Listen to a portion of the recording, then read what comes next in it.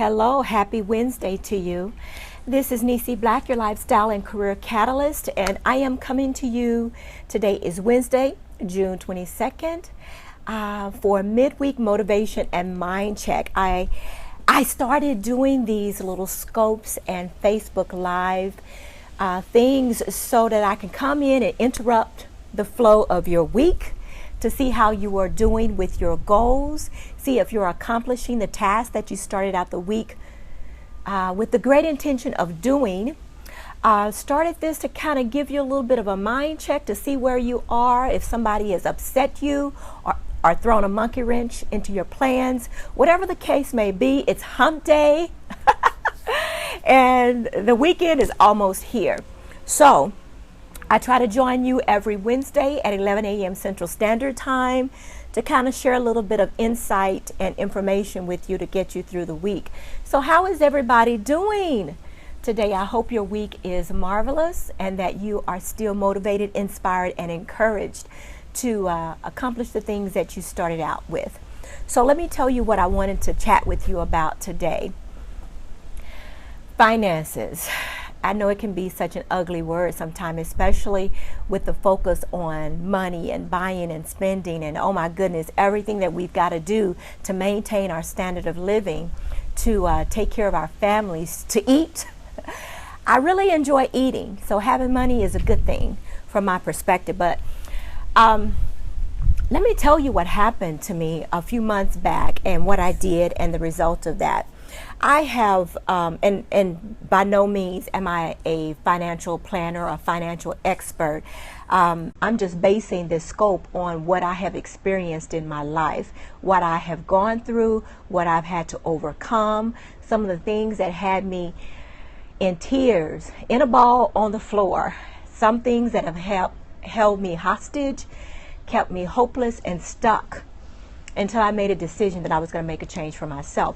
So, one of the things that happened to me over the past few months is my credit score dropped. And here's what happened. So I had to go to an urgent care center a couple years back when I was sick. I had the flu. I didn't know what was going on. I was kind of all out of sorts. So I went to this urgent care center, right? And normally I would go to my primary care doctor, but they weren't available. So I went to this urgent care center. They treated me, gave me a prescription, blah, blah, blah. I paid my $12 copayment. I did that. And they filed the insurance and I forgot about it. Well, the doctor's office turned that bill over to a collection agency. Why? I have no idea. But come to find out that they filed the insurance. They filed the insurance. There was something about me not meeting my annual deductible on the insurance, so the insurance company didn't pay. So instead of coming to me and say, hey, we didn't get your money, the insurance didn't pay, you need to send us some money to cover this bill.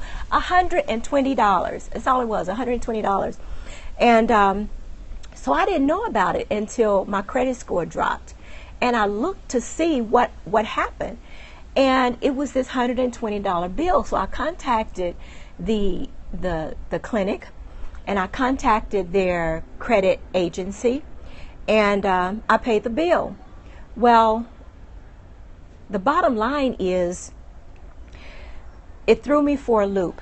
It took me there. I was angry, I was upset, and I was frustrated, but it was really my responsibility to find out what had happened in the first place. And come to find out, they had sent me a notice. And guess where that notice went? In the trash.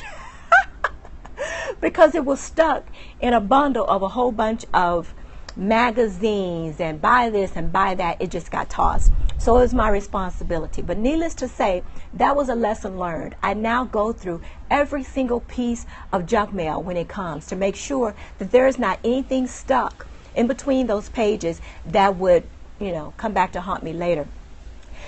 So my whole point about finances, I've been in a situation before where I I didn't pay my bills on time, or I tried to, but I wasn't in a position to be able to do that, so I let it slide. I was billed a late charge, and even with my second marriage, I had to file bankruptcy. So I was in a financial disadvantage, taking care of the kids, having to live paycheck by paycheck. It can get frustrating, it can get hard, but there are things that you can do to help yourself move past that situation, be in a space where finances are not such a struggle, and it will help make things a little bit easier. So like I said, I know what it's like to be a single parent, to have to live paycheck to paycheck and rob Peter to pay Paul, and do all of those things because we're just getting by. I've been there, and I know the struggle is real for a lot of you, but I don't want you to be discouraged that you will never ever see the other side of financial security, because you will if you will stick with it. So I wanted to share a couple of the things that I did to get myself back on track years ago, after the bankruptcy, after that second divorce, and really was committed to making sure that I wasn't going to have to worry about whether or not my check was going to be good, or whether or not I would have the money in the bank to buy groceries, or whether or not I would be able to get my credit score up to the point where I'd be able to buy another house again. So when you're looking at how you can actually get back on track, look at how much money you got coming into the household. Look at how much money you're actually having to live on. That means your salary, what you're coming into your house after taxes. That means any child support you got coming in, any money that you can get on the side doing direct sales, because I did that for a while, the multi-level marketing stuff. I did that for a while to bring in an extra finances, but understand you still have to pay taxes on that money. There's no way around it. Still got to do that. So look at how much money you got coming in, everything from every area. Then look at how much money you got going out. What are you spending your money on? And I'm serious. Okay, I'm telling you, I'm serious. Look at everything that you got going out. That means balancing your checkbook. Keeping track of how much money you're spending in gas. Keeping track of how much money you're spending in just going to Walmart and buying something for the day. Because it matters. Look at your expenses and look at ways that you can cut those expenses. So what if you have to eat bologna sandwiches and red beans and rice for a month? If it means that you're meeting your budget and you're not going over the money that you allot yourself to spend, then it's all good. Your stomach is full, your kids are eating, and you're still healthy, right? So make sure that you're looking at the money coming in and the money going out. If you have a way to increase your income, part-time job or whatever have you, been all means do that, but don't up your expenses just because you got more money coming in. That was one of my mistakes early on. It was like, okay, I got this extra $100, then I'm gonna go do this, I'm gonna go do that. No, consider that extra money that you can save for your slush fund, or save to build you a safety net, or even use to pay off some of the debt that you have. I'm a firm believer, and whatever floats your boats, whatever suits your household is up to you. But I would rather pay down my debt and get rid of that high interest on a credit card and pay it off than I would having to save at that moment. Because look at how much money you're spending in interest on a credit card, on a credit account. I would try to pay those off. That's just my opinion. There are some financial experts that would probably say, oh, save that money and let it draw interest. But if you'll consider the interest rate that's going at just a savings account, it's very little compared to the interest that you're being charged for that credit card. So look at your expenses and how you can alleviate some of those expenses. By all means, get your credit report. I know a lot of people say, oh, I just pay cash for everything I do. That's fine and dandy, but you're going to want to get a house. You're going to want to get a car. You're going to want to do some of those things that you just can't come out of your pocket with a lump sum of money to do that. So make sure that you get your credit report. Now, there is a federal law that mandates you are to get a free credit report every year from Experian, from Equifax, for TransUnion. Those are the three major credit reporting agencies: Equifax, TransUnion, and Experian. And you can get a free credit report through annualcreditreport.com. They connect you with all 3 credit reporting agencies. Now you have to pay for your credit score, but your credit report is free. That way you will look at where you stand. If you have any bad debt or charge-offs on there that you can try and remedy, then you will at least know where your financial position is. Annualcreditreport.com is where you can get that. I know there's a lot of other people out there that claim to be credit reports that are free and get your free credit score. I don't know about those because I've never tried them. I'm not very trusting of them, but if you've had great success, kudos to you. But understand where you are credit-wise by looking at your credit report. Another thing that you can do is make sure that you are paying your bills on time. Gone are the days where you had a grace period to pay your bill. It used to be where, if your bill was due on the 21st and within the first 10 days or so you have a little bit of grace period,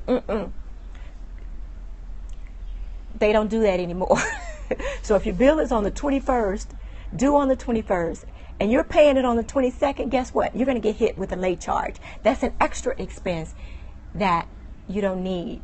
And not only that, but your interest rate is subject to go up because of that late payment. It's considered late. Have you ever looked at your telephone bill, your cell phone bill, or any of your bills to see if you did not get that payment in on that day by a specific time, then you would be billed a late fee. Look at your statements. See where your money is going. And that brings up another point. Look at your cell phone bill. Are you paying an extra amount for anytime talk or text, extra minutes that you don't need, extra data that you're not using? Look for ways to cut that expense and lower your costs. Get a budget, set a budget, stick to the budget. Stick to the budget. Stick to the budget. Stick to the budget. Set aside that money to say, okay, I want to allow myself and my family one special treat a month, and it's going to be $50, whether it's the movies, whether it's the whatever, amusement park, books, whatever it is. I'm going to allot that $50 for those type of activities so we don't drive ourselves crazy playing games at the house. Stick to that $50. And then if you decide to do something else, then put that $50 towards paying off another bill or something. Okay? That will help. If you are in a position where you can save a little bit, start yourself a slush fund so that you can kind of help offset those unexpected expenses, like having to go to the doctor and pay a copay. That $12 or $20 or $25 can add up, especially if you got kids. So if you have a little bit of a safety net where you can draw money from for those type of expenses, then you can use that. Look at ways to put your electricity, your gas bill on some type of average billing so that you're not hit with a really hard bill in the middle of the summer because the kids are home. And then in the winter, the electric bill goes down. So try and get some type of average billing. That way you can adjust it and account for it in your budget every month, and things will kind of stay even keel throughout the whole year.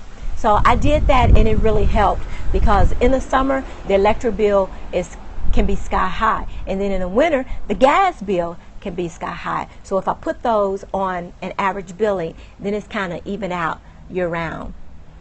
And I know that there are a lot of people who are using payday loans.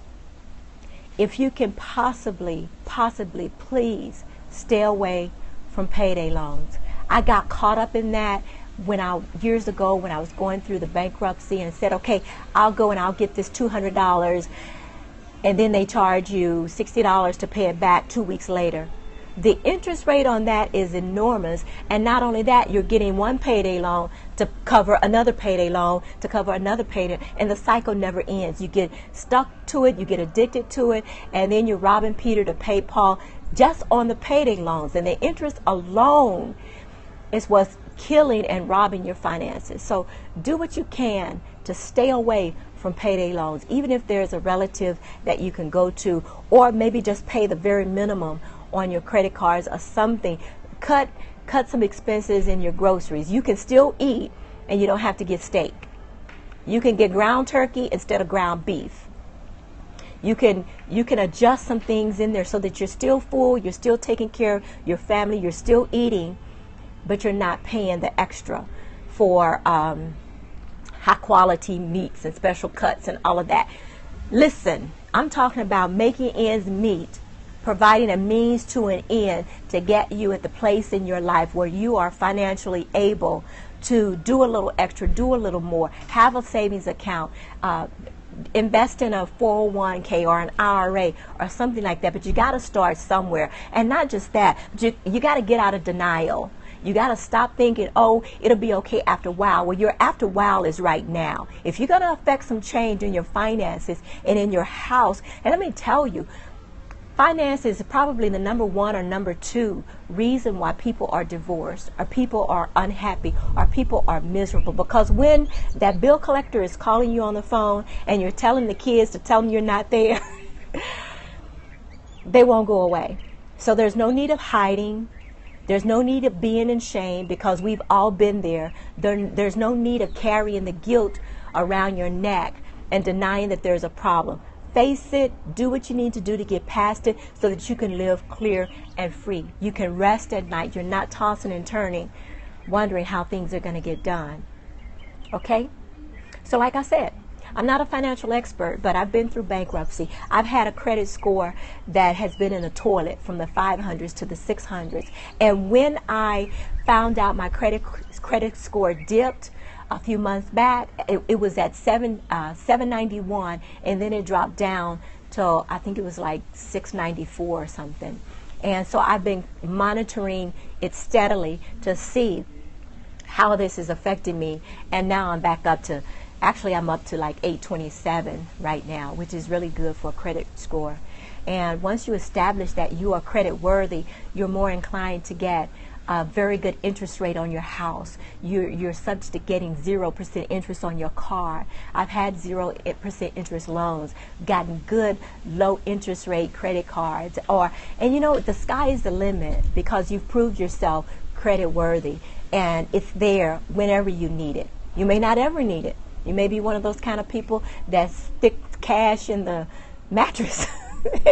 And you build up all these gazillion dollars over the years because you shove money in your mattress and it's not growing interest, but you've got the money to go and buy a car outright or a house outright without having a mortgage or a lien or anything like that. And kudos to you. But for the majority of those of us who did not have that luxury, you're a single mom or you're a startup family and you're just building your life together, consider the things that I've said in this scope and do what you can to relieve the stress of financial and being financially independent for yourself. Okay? So I hope that has helped someone. Finances are a serious thing. Take it seriously and do what you can to get out of debt, to increase your credit worthiness, and to pay off your bills, right? Get your debt under control, and that way you can live secure, no guilt, no shame, just get it done. So, for those of you who are watching the replay, I'm Niecy Black, your lifestyle and career catalyst, and today is Wednesday, our midweek motivation and mind check. Tune in at 11 a.m. Central Standard Time every Wednesday. Although next week is going to be the holiday week, we're going to be heading out of town, so I may or may not be able to get in the scope then, but it has been a pleasure having you with me. Check my Facebook community, Align Your Life with a LYFE.com, and join us so that we can continue the conversation. I'm all about inspiring and motivating and pushing and sometimes kicking you if need be, to get it together personally and professionally, bringing a synergy and a balance to your life and to your business, to your lifestyle, so that you can create and walk in the life that you want. Okay? It has been real, and I look forward to chatting with you soon. Have an amazing day.